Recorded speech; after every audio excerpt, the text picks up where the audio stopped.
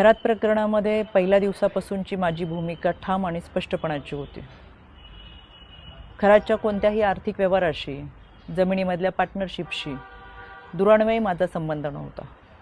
मी कधी कोणत्या महिलेला खरातकडे घेऊन गेले नाही, ना माझा आक्षेपार्ह फोटो व्हिडिओ होता। पण तरीसुद्धा गेले 1.5-2 महिने अतिशय अश्लील अश्लाघ्य भाषेमध्ये विधानं करत, कोणताही पुरावा नसताना माझ्यावर माझ्या कुटुंबियांवरती केलेले आरोप हे अतिशय वेदनादायक होते। आणि म्हणून आता ही माझी लढाई कायद्याच्या चौकटीतून आहे।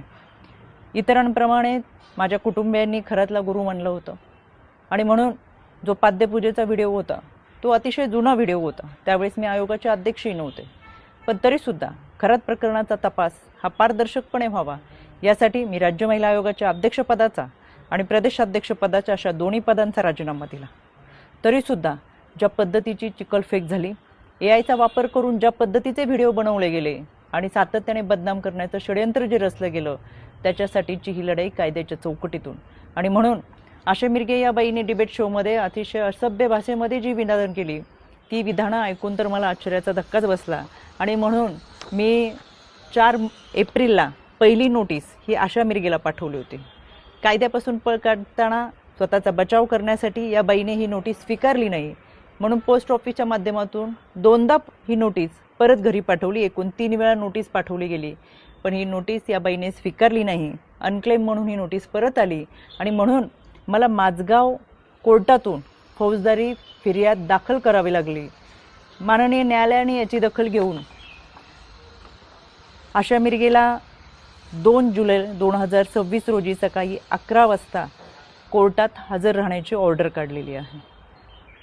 त्यावेळेस मी देखील हजर असेलच, कारण की हा लढा आता स्त्रीत्वाच्या सन्मानाचा आहे। यामध्ये आशा मिरगेप्रमाणेच इतर काही महिलांनी देखील कोणताही पुरावा नसताना अतिशय बेताल विधानं केली, सातत्याने बदनाम करण्याचा प्रयत्न केला, आरोप केले।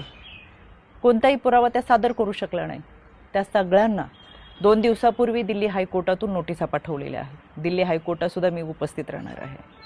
हा लढा स्त्रीत्वाच्या सन्मानाचा, इथून पुढे कोणत्याही महिलेच्या चारित्र्यावरती शिंतोडे उडवले जाऊ नयेत यासाठी हा लढा आहे। आणि म्हणून खऱ्या अर्थानं हा महाराष्ट्र छत्रपती शिवरायांच्या विचारांचा महाराष्ट्र, जिजाऊ सावित्री अहिल्या रमाई भीमाईचा महाराष्ट्र।